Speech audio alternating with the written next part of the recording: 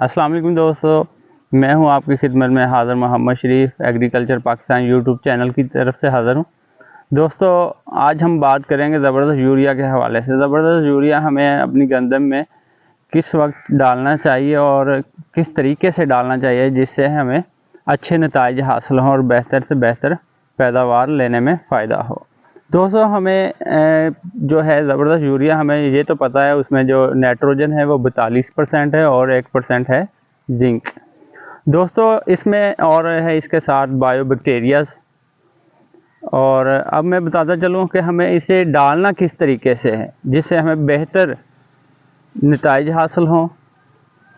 तो दोस्तों मैं आपको बताता चलूं कि जब भी आपने ज़बरदस्त यूरिया अपने खेत में डालना है तो 1 बोरी फी एकड़ इस्तेमाल करनी है और इसके बाद आपने ऐसा करना है कि आपने उसे फ्लड नहीं करना।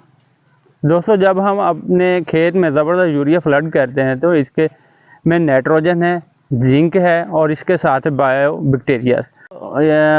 ये जो ज़बरदस्त यूरिया है इसे फ्लड करना ज़्यादा बेहतर है या छट्टा करना ज़्यादा बेहतर है।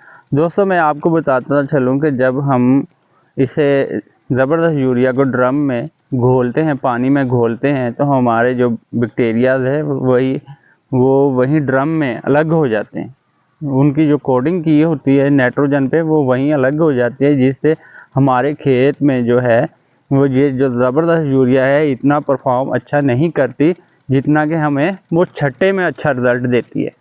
मेरी दोस्तों से यही रिक्वेस्ट है कि आप इसे ज़बरदस्त यूरिया को फ्लड ना करें, इसे छट्टा करें। छट्टा करने से ये होगा कि हमारे जो बैक्टीरियाज हैं, हमारी जो नाइट्रोजन है वो अच्छा परफॉर्म करेगी, हमारी नाइट्रोजन हमारी यूरिया ज़ाया कम होगी और हमारी जिंक जो है वो पौधे को सही तरह मैसर होगी और झाड़ बनाने में मददगार साबित होगी।